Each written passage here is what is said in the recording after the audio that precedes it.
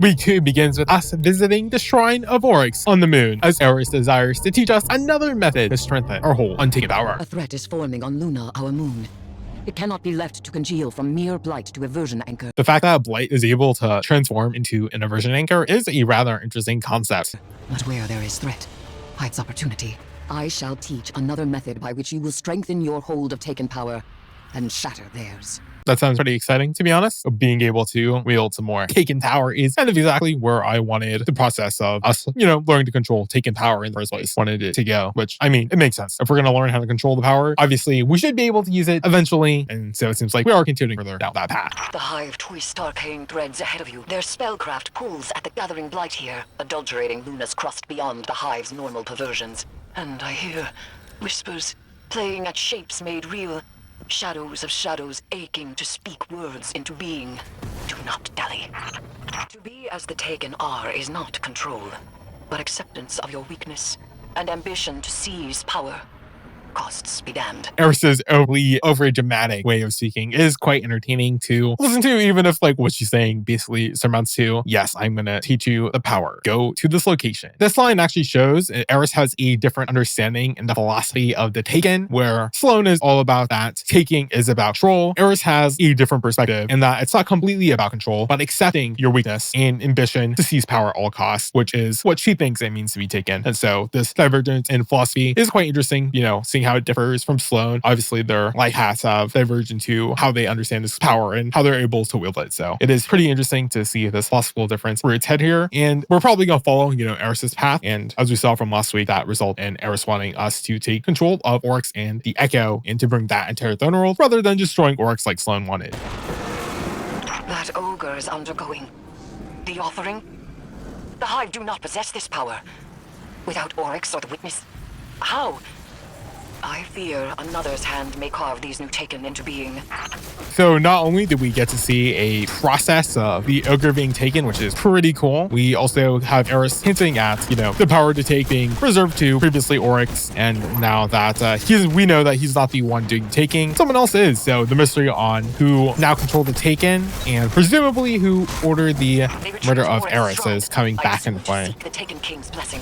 The wizard's ritual has yet to complete. End it here. Reach into the unknown and prepare for it to reach back.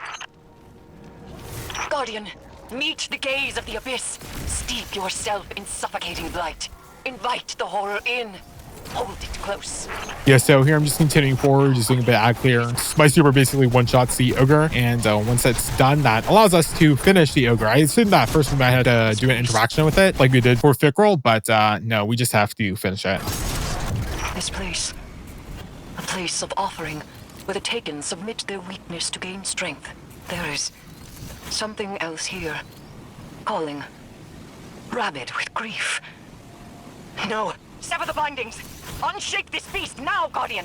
Obviously, the place we're in is quite abstract in concept, so here it's represented as a rather interesting texture, as the outside of the blight is this scattered, noisy, dark light effect, which is quite could be speaking. Here I just free it from its bindings, taking a look at how it affects the ogre, and upon releasing the ogre, we can return back to the normal world. However, we are afflicted with the torn between dimensions debuff, which makes everything black and white, but the implications of which are quite interesting. Here, I just assumed that, maybe you have to interact with Blight again, but the interaction is not going through the Blight, but actually just shooting it.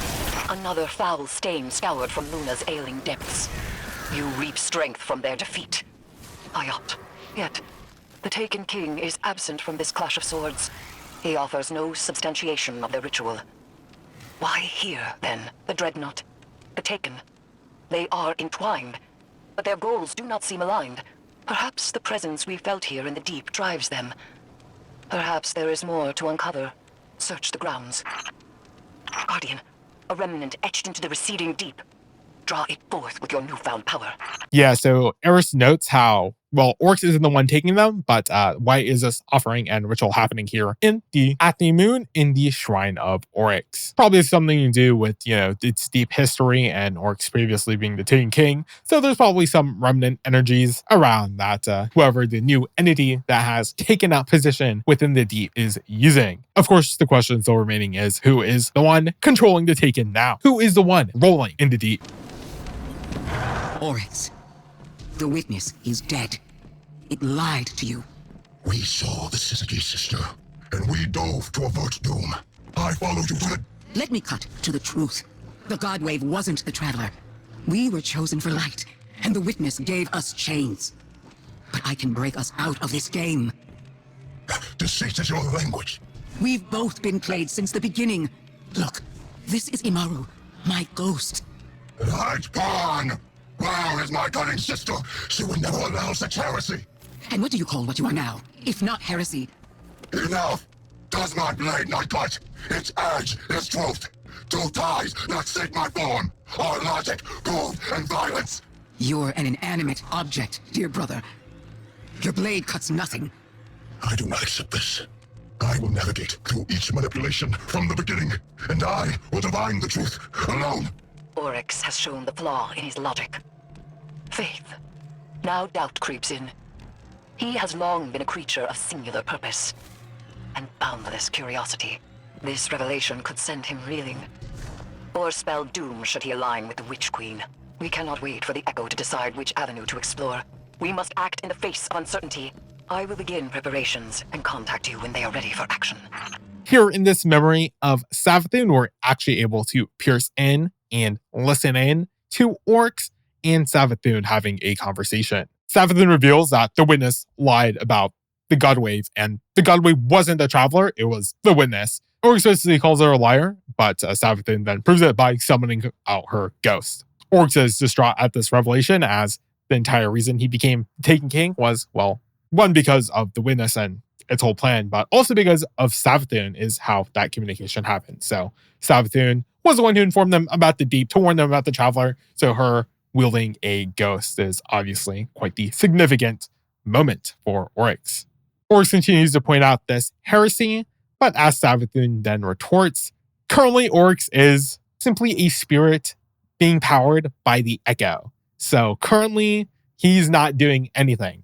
So in fact, by his own logic, he is a heretical figure. And with Oryx now knowing about this inherent contradiction in his own logic, faith in what I assume is himself and his ability to follow his own logic is starting to shatter, which should allow us to have some more control over him. After that, we return to the Nether to harvest the flesh of Akka. Long ago, Oryx sought the worm Akka in the Ascendant Plane, but was denied the secrets of the deep.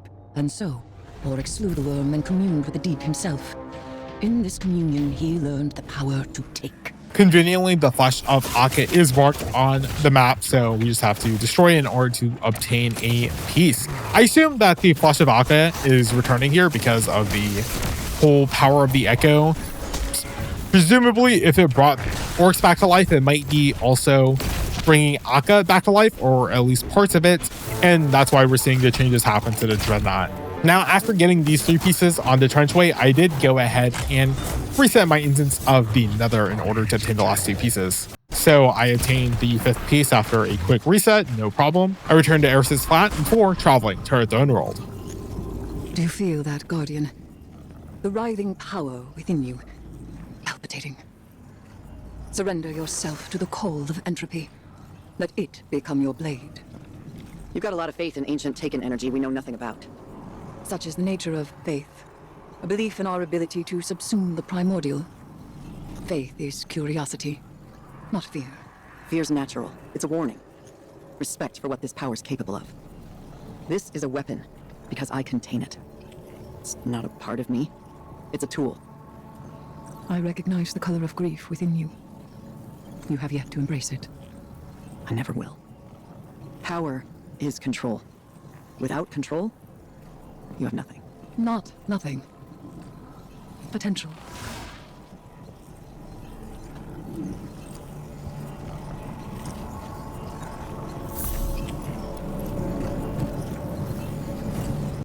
Potential.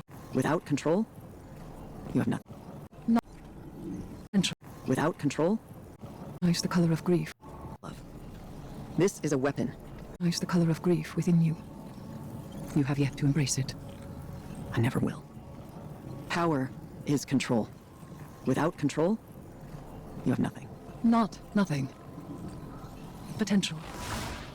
So here we get more of the disagreement between Eris and Sloane and their philosophy and how they view the Taken and the Taken power. Honestly, this is pretty interesting conflict between the characters, and the fact that it materializes and manifests in quite a tangible way that we are experiencing is also pretty relevant to the story. So it feels quite like a quite realistic conflict. To fundament. The Witch Queen, in delivering truth, has set her brother's mind. Savathun did not expect this reaction from him. Her misstep has created a new complication. We cannot allow Oryx to escape. We must force a confrontation. With the flesh of Akka, I may do so, but the deputy commander's doubt. She tells me my methods are based on faith. Faith. The same flaw in Oryx's logic. I did not challenge the word. An argument here would only divide our cause further. But when it is faith in you. And when it is not, it is ambition. Binding the echo of the Navigator to my throne will require immense power and the precise application of will. Together, we possess both. Then we may discover a way to excise Oryx's foul essence. Only a being infused with Taken power may wield Willbreaker. Sloane and I will guide you to that becoming.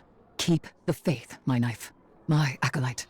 We must not be stymied by an adherence to order in pursuit of safety. This is the deep. This is the Taken.